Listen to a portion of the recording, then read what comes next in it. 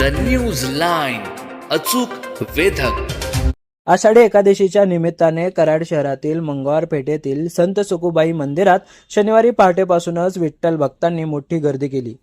कराडसह परिसरात अनेक गावांमधून भाविकांनी मंदिरात येऊन संत सखुबाईच्या समाधीचे व श्री विठ्ठल रुक्मिणीचे दर्शन घेतले। कराडमधील संत सखुबाई मंदिराला ऐतिहासिक व धार्मिक महत्त्व असून या मंदिराची उभारणी सातारचे छत्रपती शाहू महाराज यांनी केल्याचे सांगितले जाते। मंदिरात संत सखुबाईची समाधी असून आषाढी एकादशीला येथे दरवर्षी मोठ्या संख्येने भाविक दर्शनासाठी येतात। यावेळी मंदिर ट्रस्टच्या विश्वस्तांनी संत सखुबाईच्या जीवनातील प्रसंग सांगितला।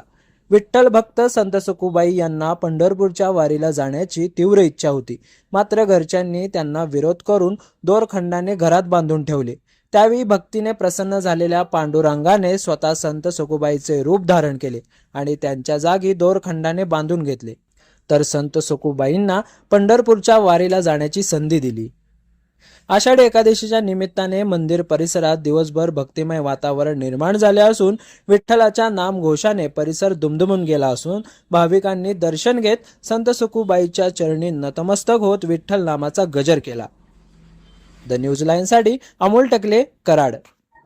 हे जे ठिकाण आहे हे संत सखूचं घर किंवा वाडा या ठिकाणी पूर्वी होता। हे मंदिर सातारचे शाहू महाराज यांनी बांधलेलं आहे। या ठिकाणी संत सखूची समाधी सुद्धा आहे।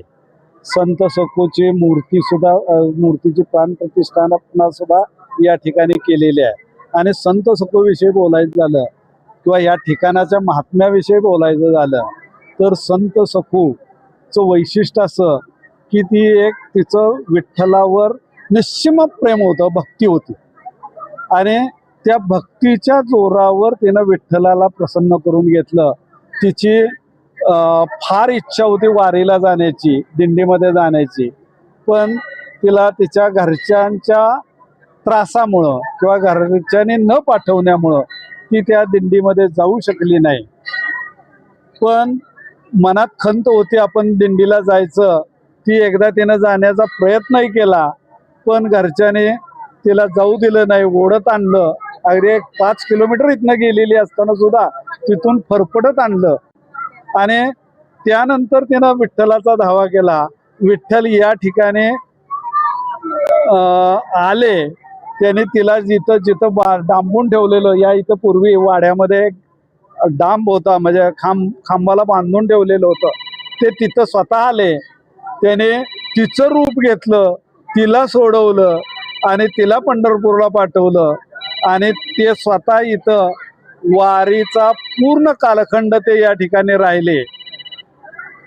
आणि त्याच्याही पुढे जाऊन तिनं ज्या वेळेला विठ्ठलाच्या पायावर डोकं मस्तक टेकवलं पंढरपूरच्या मंदिरामध्ये, तिथंच तिची प्राण सोडले। तिनं तिचं देहावसन झालं, तिथं तिच्यावर अंत्यसंस्कार केले। आणि ही गोष्ट ज्या वेळेला रुक्मिणीच्या लक्षात आली की आपले पती संत सखूच्या रूपामध्ये कराडमध्ये वास्तव्यास आहेत, आता संत सखूचा मृत्यू झाल्यामुळं परत आपण कसं म्हणजे विठ्ठलाला तिकडे येणं शक्य नाही, ही गोष्ट लक्षात आल्यानंतर मग तिनं तिला परत जिवंत केलं आणि तिला घेऊन रुक्मिणी स्वतः या ठिकाणी आली। आणि मग विठ्ठल पंढरपूरला गेले। त्यानंतर तिनं इथं जवळजवळ 30 वर्षाचा म्हणजे संसार केला आणि नंतर तिचं देहावसन झालं। ही एकमेव संत अशी आहे की जिचं 2 वेळा तिच्यावर अंत्यसंस्कार झालेले आहे, असा दुसरा कोणताही संत नाही। आणि अशी ही ज्या भूमीमध्ये विठ्ठलाचा वावर झाला ते हे पवित्र ठिकाण आहे। आणि त्या पंढरपूर म्हणजे आषाढी एकादशीला विठ्ठलाचं वास्तव्य या ठिकाणी असतं, अशी लोकांची भावना आहे। त्यामुळं या मंदिरामध्ये लोक श्रद्धेनं मोठ्या प्रमाणात येतात आणि विठ्ठलाच्या पदस्पर्शानं पावन झालेली भूमी असल्यामुळं या ठिकाणाला वारकरी संप्रदायामध्ये अतिशय महत्त्व प्राप्त झालेलं आहे। द न्यूज लाईन, अचूक वेधक।